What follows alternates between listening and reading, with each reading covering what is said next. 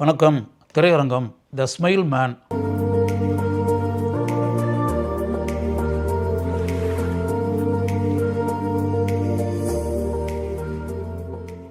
சரத்குமார் கதாநாயகனாக நடித்து ஓடிக்கிட்டு இருக்கக்கூடிய திரைப்படம் சரத்குமாருடைய 150வது திரைப்படம் இது.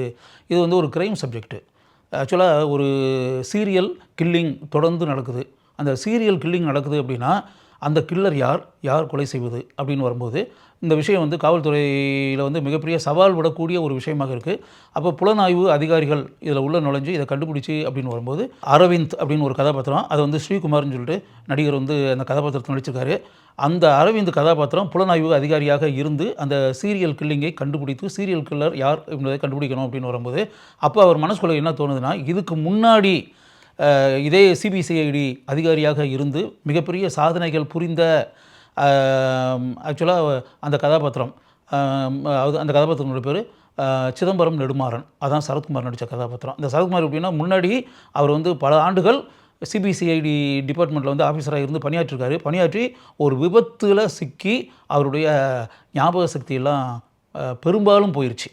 அப்போ ஆரம்பத்திலே ஒரு லேடி டாக்டர் வந்து அவங்ககிட்ட சொல்கிறாங்க, இன்னும் வந்து அதிகபட்சம் அவங்ககிட்ட ஞாபக சக்தின்றது 1 வருஷத்துக்கு தான் இருக்கும், அதுக்குள்ளே எல்லாமே மறந்துடணும். இப்போவே ஞாபக சக்தி கொஞ்சம் கொஞ்சமாக போயிட்டுருக்கு. அதிகபட்சம் இன்னும் 1 இயர் தான் உங்களுக்கு ஞாபக சக்தி இருக்கும்.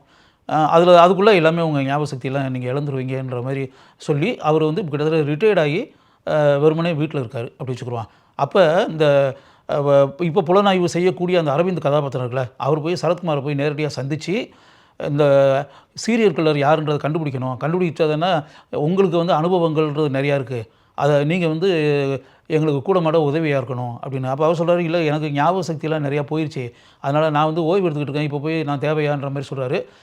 ரொம்ப வற்புறுத்தி கேட்ட உடனே சரின்னு சொல்லிட்டு அதில் உள்ளே இறங்கி அதை கண்டுபிடிக்கிறதுக்கு சரத்குமார் வந்து தயாராக இருக்கார். அதுக்கு பிறகு சரத்குமார் அந்த சிதம்பரம் நெடுமாறன் கதாபாத்திரத்தில் வந்து அந்த யார் அந்த சீரியல் கில்லர் அப்படின்றத கண்டுபிடிப்பதற்கான புலனாய்வு அப்படின்ற பல விஷயங்களை இறங்கி அப்படின்றது இருக்கு இல்லையா. கிட்டத்தட்ட இந்த படத்தினுடைய கதாநாயகனே சரத்குமார் தான்.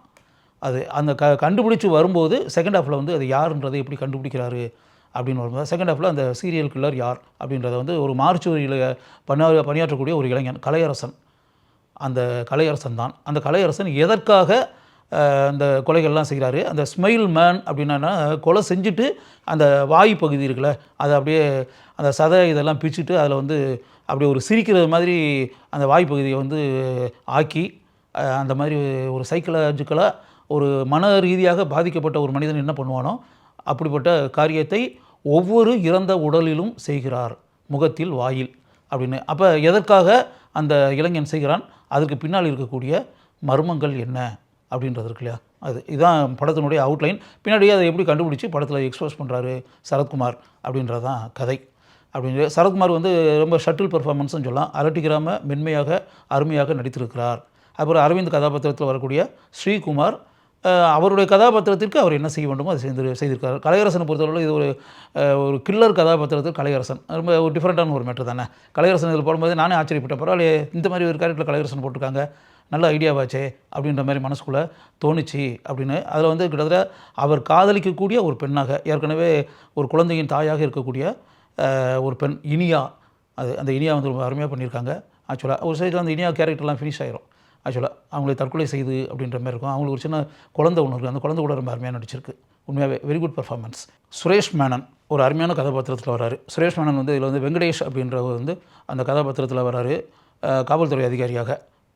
அப்படி வரும்போது அதுக்கு பின்னாடி அவருடைய வாழ்க்கைக்கு பின்னாடி சரத்குமாரும் சம்மந்தப்பட்டு ஒரு மிகப்பெரிய மர்மம் இருக்குது. செகண்ட் ஹாஃபில் என்னன்றதை காமிக்கிறாங்க. அது சுரேஷ் மேனன் மெஜஸ்டிக் பர்ஃபார்மன்ஸ் அப்படின்னு சொல்லலாம். அப்புறம் ஜார்ஜ் மரியான் அவர் வந்து ஒரு ரிட்டையர்டு காவல்துறை அதிகாரியாக இந்த படத்தில் வராரு. ஆக்சுவலாக இந்த டோட்டலாகவே இந்த கிரைம் பாணியில் அமைந்திருக்கக்கூடிய இந்த படத்தை ஷியாம் பிரவீன் அப்படின்னு சொல்லிட்டு 2 இளைஞர்கள் இணைந்து இந்த படத்தை இயக்கியிருக்கிறார்கள். நைட் எஃபெக்ட் சீன்ஸ் நிறையா இருக்குது. ஒரு த்ரில்லர் படத்தை எந்த அளவுக்கு ட்விஸ்ட்டுகள் இதெல்லாம் வச்சு படத்தை பண்ண முடியுமோ அந்த அளவுக்கு நைட் எஃபெக்ட் காட்சிகள்லாம் அதிகமாக இருக்க அருமையாக இந்த 2 இளைஞர்களும் இந்த படத்தை இயக்கியிருக்கிறார்கள். அதனால் சரத்குமாருடைய கலையுலக பயணத்தில் ஒன் மோர் ஆர்வத்தை தூண்டக்கூடிய குட் கிரைம் மூவி அப்படின்னு. அதனால் வந்து கிரைம் மூவியை வந்து தொடர்ந்து பார்க்கணும் அப்படி இப்படின்னு நினைக்கக்கூடியவங்க அந்த கொலைகள் நடக்கக்கூடிய சம்பவங்களை மையமாக வைத்து உருவாகக்கூடிய திரைப்படங்கள், அதற்கு பின்னால் இருக்கக்கூடிய மர்மங்கள், இதெல்லாம் பார்க்கணும்னு நினைக்கக்கூடியவங்க ஒரு முறை நீங்கள் த ஸ்மைல் மேன் திரைப்படத்தை பார்க்கலாம்.